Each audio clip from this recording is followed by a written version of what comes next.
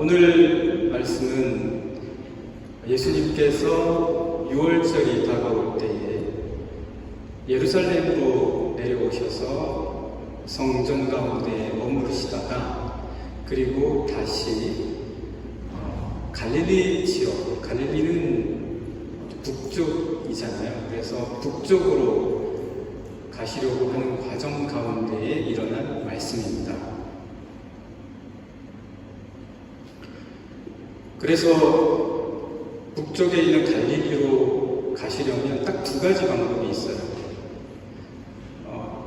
당시 유대인들이 많이 사용했던 방법인데요. 요르단 쪽으로 가는 거예요.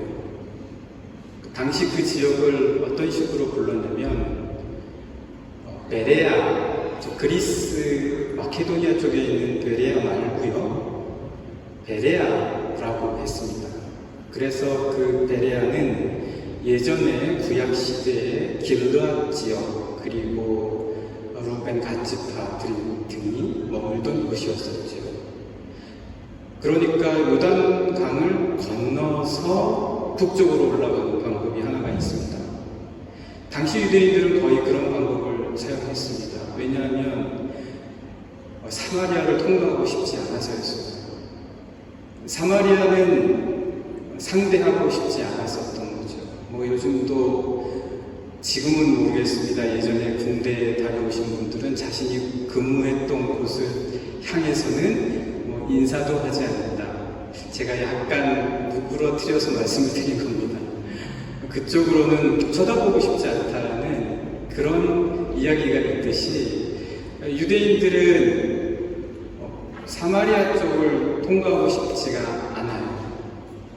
왜냐하면 사마리아는 사실 주전 722년에 북이스라엘이 아수르로 멸망을 당한 이후에 많은 외지인들이 그곳에 들어와 정착하게 되었습니다.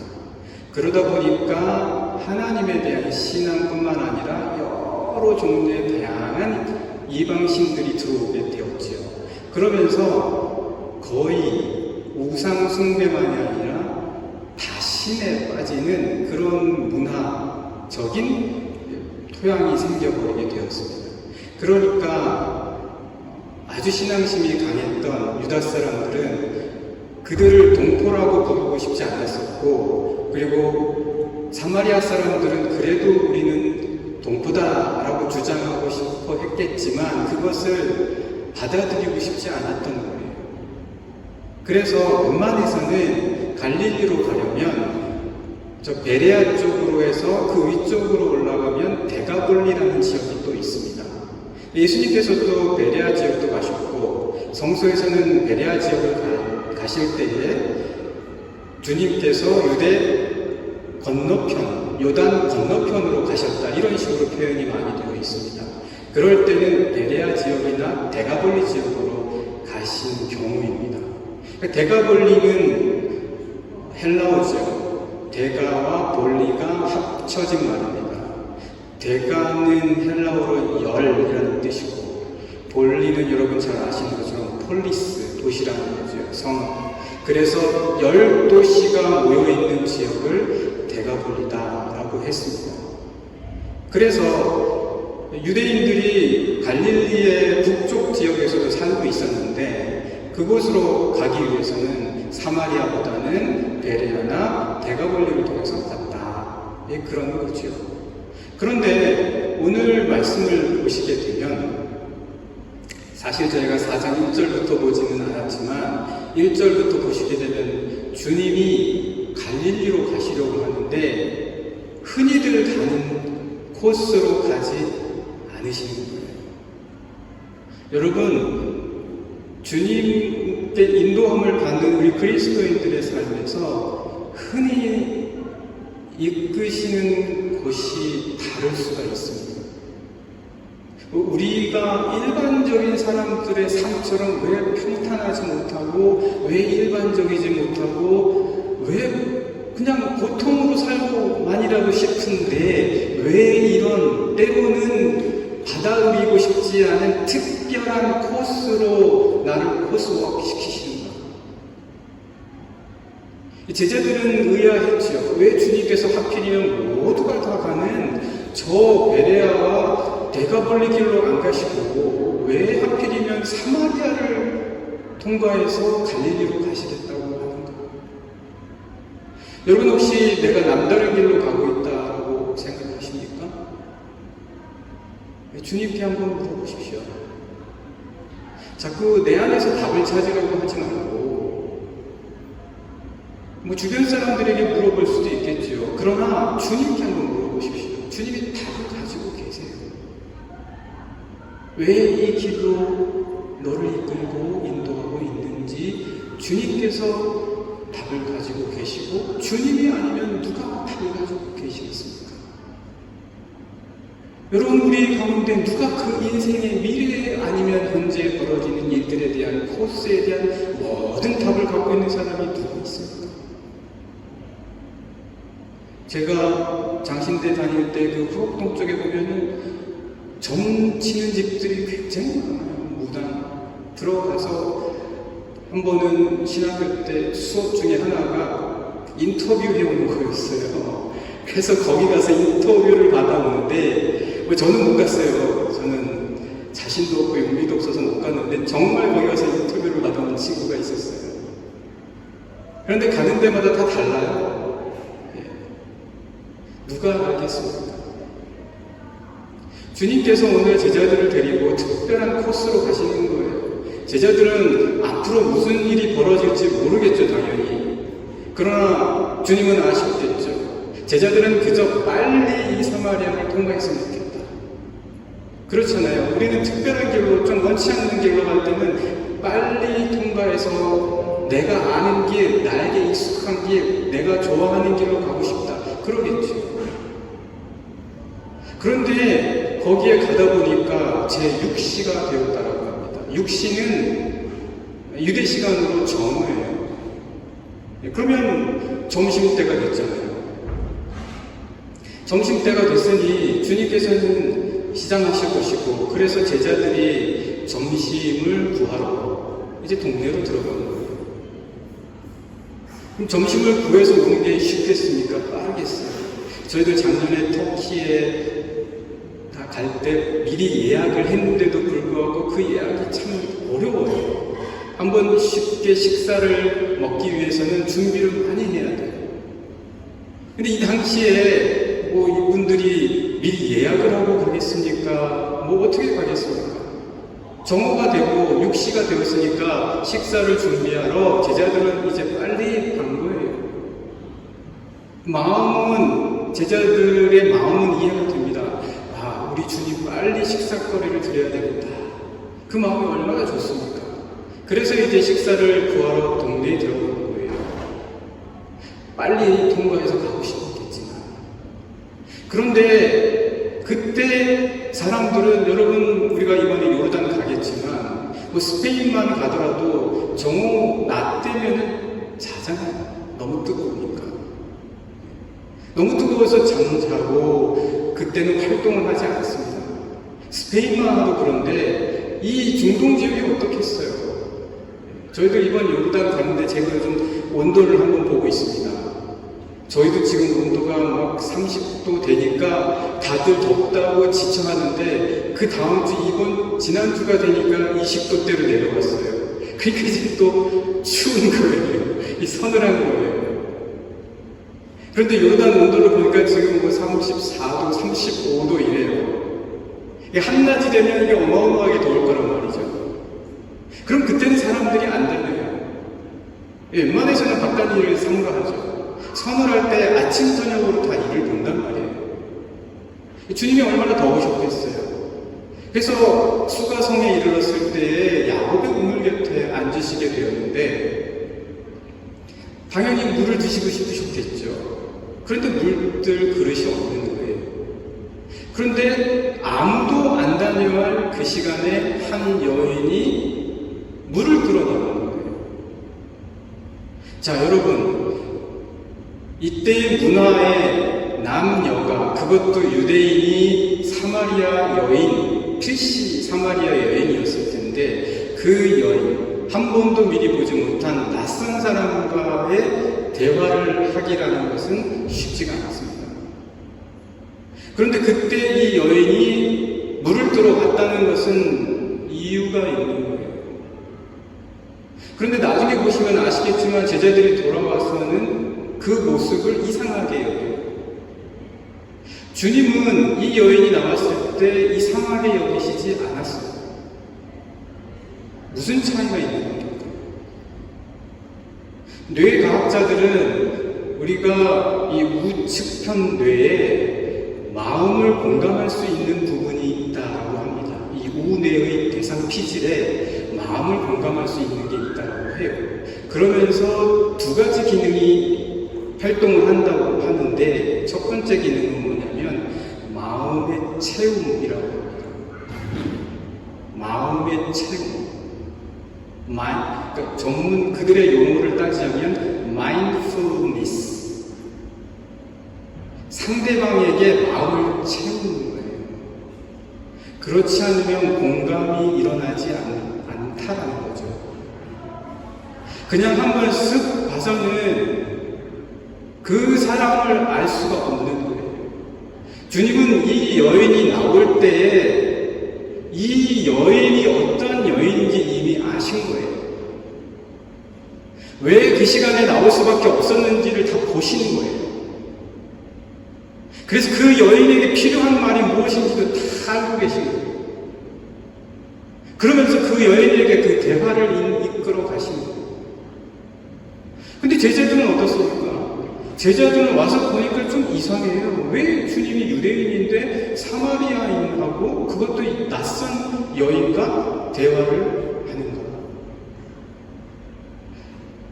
제자들의 눈에는 이 사람은 그저 한 사람의 낯선 이방인이었을 뿐이에요. 제자들의 눈에는 이 사람은 그저 우리가 상대하면 안 되는 사마리아 여인일 뿐이었습니다. 여러분, 우리 가정 안에서 그리고 우리와 만나는 사람 가운데 이런 식으로 보면 조그마한 문제에도 굉장히 큰 아픔들을 서로에게 줄 수 있습니다. 그가 갖고 있는 그 삶에 대해서 전혀 이해하지 못해요. 그가 어떤 질문을 갖고 있는지조차도 알 수가 없어요. 그냥 여인일 뿐이에요. 낯선 여인이에요. 상대해서는 안 돼요. 그 정도까지밖에 볼 수가 없어요. 그러나 주님은 이 여인을 보시자마자 이 여인과 그리고 그의 삶에 있었던 일들을 함께 대화로 풀어나가시고 계셔요. 그래서 여러분, 제가 여러분들에게 저도 그렇고 여러분도 그렇고 주님과 대화하셔야 됩니다.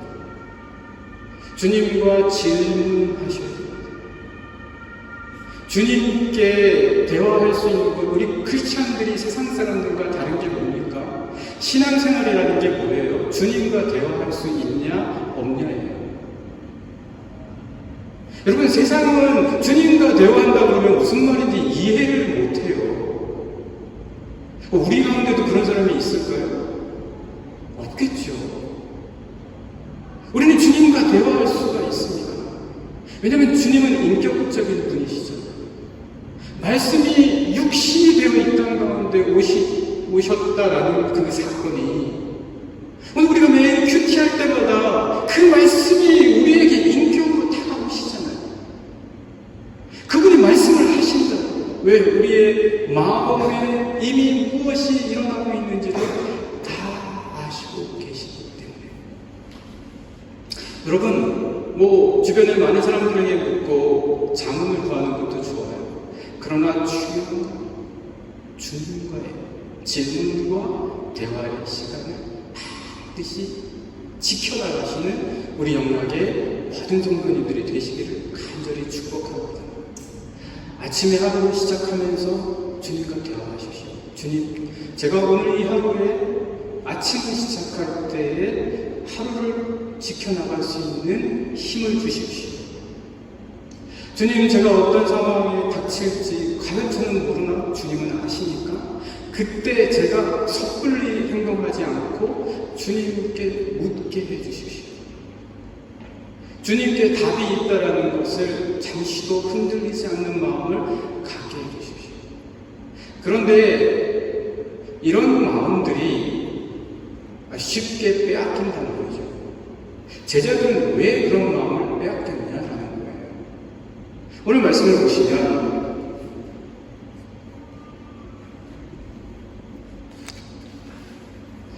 말씀 27절 함께 같이 읽으실까요? 읽겠습니다. 시작. 이때에 제자들이 돌아와서 예수께서 여자가 말씀하시는 것을 이상히 여겼으나 무엇을 구하시나이까? 어찌하여 그와 말씀하시나이까? 묻는 자가 없다.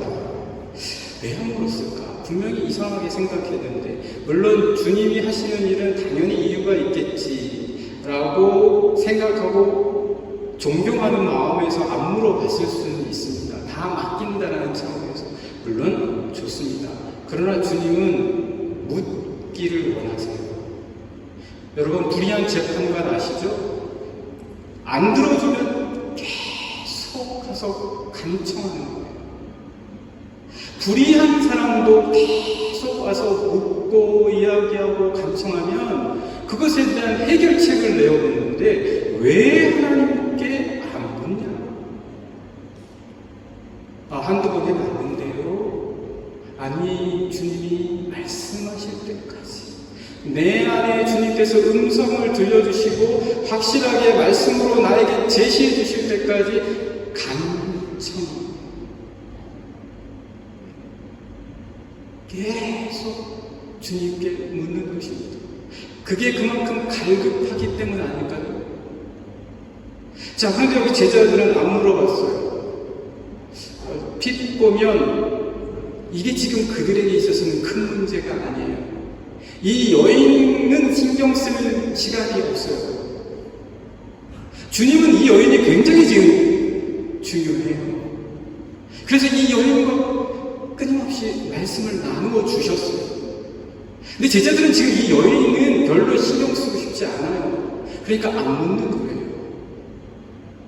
제자들은 뭐가 관심이 있었습니까?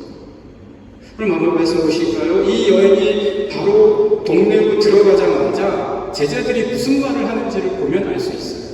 한번 볼까요? 네, 제자들이 어떤 말을 하는지 28절부터 보실까요? 28절 읽겠습니다. 시작. 여자가 물동이를 버려두고 동네로 들어가서 사람들에게 이르되 내가 행한 모든 일을 내게 말한 사람을 와서 보라.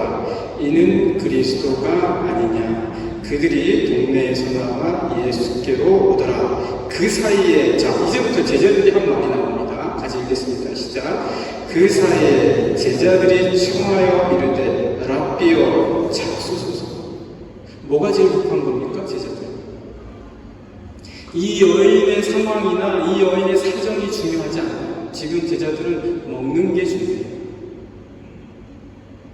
지금 6시에 동네로 들어가서 음식을 찾으려고 갔다가 왔으니까 얼마나 시간이 흘렀는지는 몰라요. 그러나 어쨌든 이 제자들의 마음에는 자기들이 준비해 와서 애써서 가져왔으니까 지금 이거를 먹어야 되지 않겠냐는 거예요. 간혹 그런 적 있죠. 물론 우리가 이 부분도 중요합니다. 왜냐하면 어머님이 정성껏 식사 준비해놨는데 자기들 볼일본다고 밥 먹으러 오라는데 안 오면 나중에는 소리가 나오게 되죠. 샤우팅하게 되죠. 빨리 와서 안 먹어! 막 이렇게 대기하겠지만 지금 이 상황은 전혀 그런 상황이 아니란 말이죠. 이런 상황에서 지금 제자들은 먹는 거에 신경 쓰고 있어요. 얼마나 이 먹는 거에 꽂혔냐면은, 꽂혔다라는 말을 제가 생각했습니다. 얼마나 그랬냐면, 그 다음에 말씀 또 한번 보세요. 그 말씀. 32절 보겠습니다. 같이 읽으실까요? 시작. 이르시되 내게는 너희가 알지 못하는 먹을 양식이 있느니라. 제자들이 양식이란 말에 덜쩍 뜨인 거예요. 뭐 양식? 우리가 몰랐던 양식이 있었단 말이야? 이렇게 반응을 했겠죠. 그 다음 말씀 보실까요? 33절입니다. 시작. 제자들이 서로 말하되 누가 잡수실 것을 갖다 드렸는가 하니. 지금 제자들은 먹는 거에만 관심이 가 있는 거예요. 주님이 하시고 계신 일은 신경 쓰지 않는 거예요. 주님이 지금 뭘 의도하고 계시고 왜 제자들과 함께 그 코스를 따라서 그 길을 가셨는지를 도무지 이해를 못하고 있어요. 그 길에 점심 드시러 가셨겠습니까? 아니잖아요. 주님이 왜 나를 이쪽으로 이끌어 가시고 계신지에 대해서 지금 제자들은 신경을 쓰지 못하고 식사에만 내가 먹을 것, 입을 것, 살 것에 신경 쓰고 있다라는 거죠. 물론 그것이 중요합니다.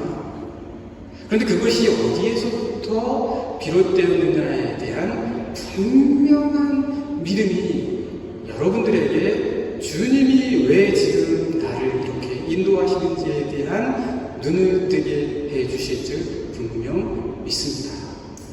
믿으십니까? 저도 사실 원치 않는 길을 많이 걸어왔어요. 제가 걷고 싶지 않은 길을 주님은 그때그때 걷게 하시더라고요. 여러분이라고 다르겠습니까? 그런데 그 길을 우리는 걷고 있는 당시에는 알 수가 없어요. 그러니까 지나오고 나면 주님께 더 간절히 묻고 더 간절히 묻고 더 간절히 물어야겠다. 그 생각이 더 나를 안심시켜줘요. 안심시켜줘요. 자, 그래서 지금 제자들은 완전히 다른데 정신이 팔려 있습니다. 여러분, 이 여자도 한번 생각해 봅시다. 이 여자는 어떻습니까? 이 여자는 아픔이 많아요. 이 여자는 남편이 전에 5이나 있었대요. 여러분, 결혼이라는 것을 한 번 하는 것도 쉽지 않아요. 한 번 하는 것도 큰 자기의 삶의 인생의 굉장한 결단입니다. 그런데 그것을 5번이나 했다는 것은 이 여인에게 정말 말도 못할 아픔이 있다는 얘기예요. 그런데 제자들은 왜 그걸 못 봤을까요? 말을 안 하니까요. 그럼 주님은 어떻게 하셨을까요? 아까 제가 말씀드렸죠. 말을 안 해도 주님은 그 마음을 보신다는 거예요. 우리가 그렇게 할 수 있을까요? 우리 그렇게 못하죠. 오해하기 쉽죠. 그러나 주님을 조금은 따라할 수 있다는 거예요. 주님을 조금 본받을 수는 있다는 거예요. 그 사람이 갖고 있는 마음을 읽으려고 애쓸 수는 있다는 거예요. 그래야 그 사람과 나 사이에서 하나님께서 주신 마음의 공감대가 형성이 되고, 그리고 내가 크게 봐서는 왜 지금 여기에 있고 무엇을 해야 하는지에 대한 이유가 생겨날 수 있다라는 것입니다. 우리는 인생을 살면서 뭔가에 잡혀 있어요. 이 여인도 그랬어요. 남편이 전에 5이나 있었지만 지금 있는 남자도 남편은 아니다. 주님께서 그렇게 말씀해 주셨어요. 자, 그러면 이 여인은 분명 그 말을 스스로 꺼내고 싶지 않았어요. 하고 싶지 않았어요. 누가 이런 말을 하고 싶겠어요? 원치 않았죠. 이 여인은 뭔가 자기 안에 꽉꽉 담아둔 것이 있고, 그것이 점점 세월이 흐르다 보니 사람들을 피하게 되는 거예요. 그래서 사람들이 없을 때 다니는 거예요. 사람들이 귀찮아요. 때로는 사람들이 싫어요. 때로는 사람들이 미워요. 때로는 사람들이 신경 쓰고 싶지 않아요. 귀찮아요. 그러나 여러분, 하나님께서는 사람들을 사람으로 함께 교제하도록 자꾸 끄집어내세요. 자꾸 끄집어내십니다. 본인은 계속 혼자 있고 싶어요. 아마 오늘 물도로 나온 이 상황도 그랬을 거예요. 그런데 주님은 이 여인을 계속해서 지금 꺼집어내고 계세요. 왜? 그것이 이 여인을 위한 것이라는 사실을 주님은 아시기 때문에. 주변 사람들은 알지도 못하고 꺼내줄 수도 없고 그리고 꺼내려 하지도 않아요. 자, 그러니까 우리가 누구한테 물어야 하고 누구한테 의지해야 되냐는 것입니다. 지금 이 여인은 물동이가 너무 소중해요. 왜요?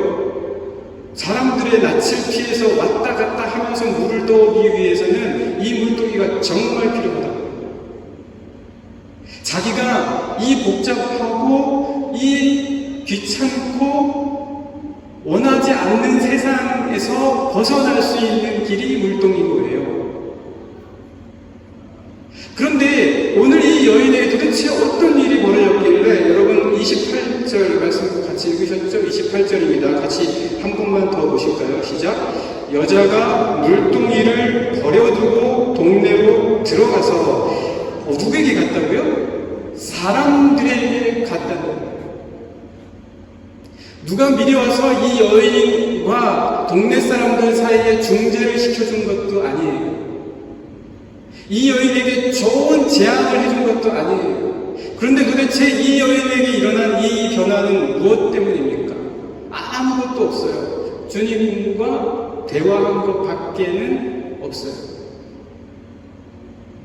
주님과 대화한 것이 도대체 뭐길래 이 여인이 그렇게 사람을 피해 다녔던 그가 사람에게 스스로 당장 달려갈 수 있겠습니까? 그것도 그가 물동이를 버려둔 채 갈 수 있었겠습니까?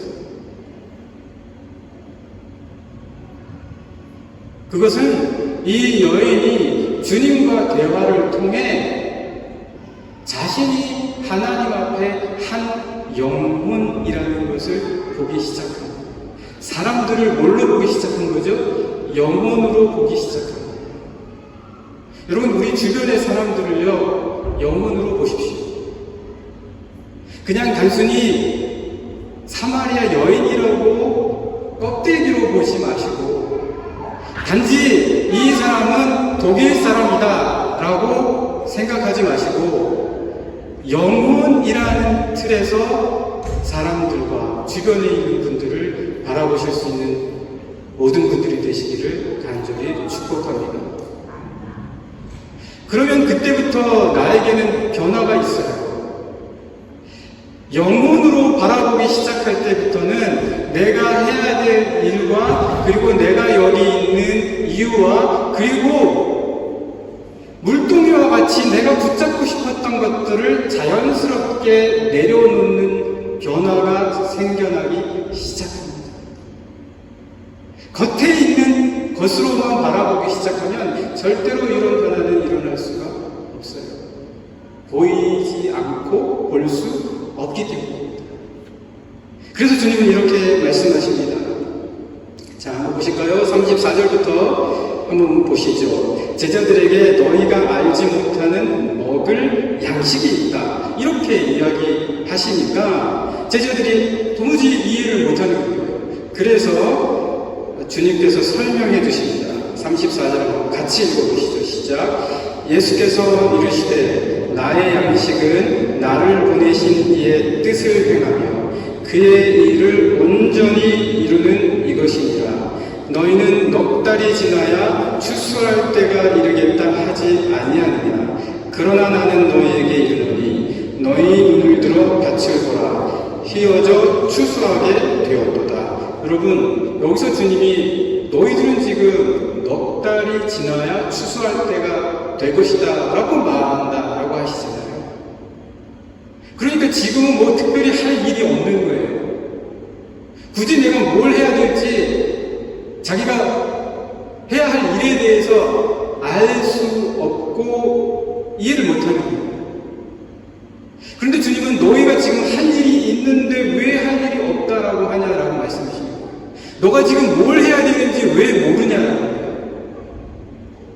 너가 지금 주님 앞에 뭘 강구해야 되고 무엇을 간청해야 되는지, 너의 삶에서 지금 어느 길로 이끄시는지 왜 모르냐라는 거죠. 자, 이때가 넉 달이 지나면 추수할 때라고 하니까 첫 추수는 초실절이에요. 초실절은 6월절 다음 주에. 일반적으로 6월절은 태양력으로 하면 4월달입니다. 그러니까 아마 이때는 12월 정도가 됐을 거예요. 자, 그러면 12월이니까 아직 넉 달이나 추수하려면 여유가 있어요. 그러니까 별로 굳이 뭐 할 일이 딱히 없는 거예요. 자, 그러면 왜 주님이 지금 이 코스로 데려가시냐는 거예요. 너희들이 할 일이 무엇인지 이 땅 가운데 왜 너희들이 있게 되었는지에 대해 분명히 알기 위해서는 보아야 할 것이 있다는 거죠. 자, 그러면 주님은 도대체 무슨 추수를 얘기하시는 겁니까? 휘어져서 거두게 되었다라고 말씀하시잖아요. 35절에 너희는 넉 달이 지나야 추수할 때가 이르겠다 하지 아니하느냐. 그러나 나는 너희에게 이르노니 너희 눈을 들어 밭을 보라. 휘어져 추수하게 되었다. 이 말씀, 이 곡식은 도대체 뭡니까? 이 추수해야 되는 것들은 무엇이에요? 이거는 지금 앞서서 보셨던 것처럼 이 여인이 동네에 들어가서 사람들을 데려오는 모습, 그 영혼을 일컬어서 말씀하시는 겁니다. 그러니까 주님이 이 코스를 택하여 가신 이유는 제자들에게 영혼을 바라보게 하신 거예요. 그 코스를 택하게 하신 이유는 영혼을 위해서 일할 수 있게 하시는 거예요. 점심 사 먹으려고 먹을 것 입을 것이 아닌 영혼을 사랑하고 어찌하면 그 영혼을 위한 하나님의 일에 참여할 수 있는지에 대한 깨달음을 주시고자 합니다. 라는 것이죠. 사랑하는 영광의 성도 여러분, 저희가 이제 요르단에 가려고 합니다. 요르단에 가서 잠시 일주일밖에 갔다가 오는데 할 게 뭐가 있습니까, 제가? 그리고 그곳에서 저희들이 사람들의 말도 이해하지 못했는데 뭘 할 수 있겠습니까? 그러나 영혼을 느끼고 보고 온다는 거예요. 영혼을 보고 느끼고 오는 사람과 그냥 먹을 것을 찾기 위해서 일하는 사람의 일의 차원은 완전히 다르다는 거예요. 생명을 위해서 일할 수 있는 사람, 그 생명을 보는 사람과 영혼을 위해서 간구하며 일하는 사람과 그저 점심을 위해서 일하는 사람은 다르다.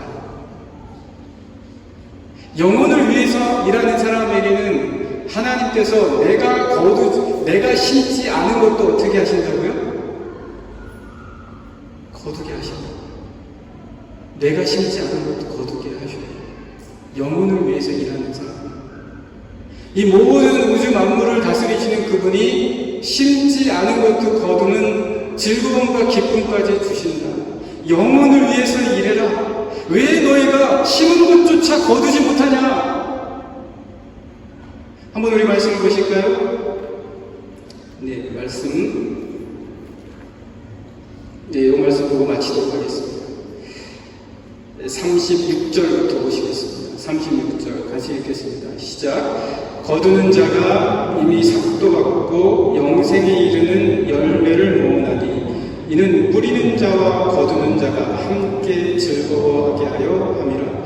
영혼을 위해서 일할 때는 여러분, 이런 훈련을 잘 감당할 때에는 어떤 삶의 무게도 이겨낼 수가 있어요. 그리고 분명한 이유와 목적을 잃지 않습니다.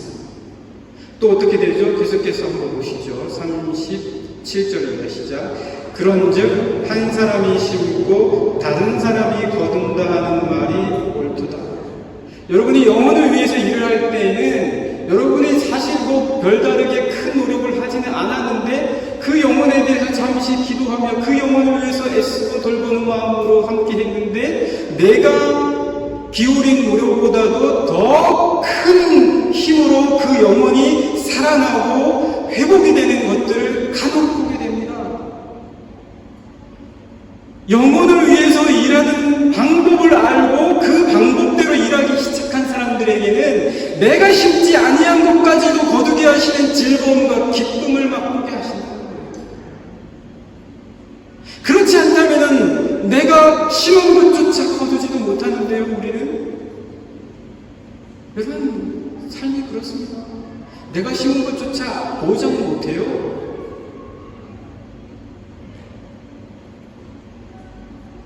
자, 38절 함께 보시겠습니다. 시작. 내가 너희로 노력하지 아니한 것을 거두러 보내었노니 다른 사람들은 노력하였고 너희는 그들이 노력한 것에 참여하였느니라. 아멘. 사랑하는 영광의 성도 여러분, 여러분의 퍼스펙티브를, 관점을, 세계관을 영혼을 위하여 일하는 것으로 변화하시기를 간절히 축복합니다. 우리가 요르단에 가는 것도 이것을 익히기 위한 겁니다. 그 영혼들을 사랑하기 위한 것입니다. 영혼에 좀 더 민감하기 위한 것입니다. 영혼을 바라보면서 일할 수 있는 방법들에 대해서 기도할 수 있기 위함인 줄 믿습니다. 우리 영광의 모든 성도님들께서 가시거나 가시지 않으시고 누구든지 항상 영혼을 위하여 일하실 수 있는, 그리고 또 요르단에 가는 모든 분들과 또 남아서 기도하시는 모든 분들이 위하여 함께 영혼을 바라시는 그런 모든 성도님들이 되시기를 간절히 축복합니다.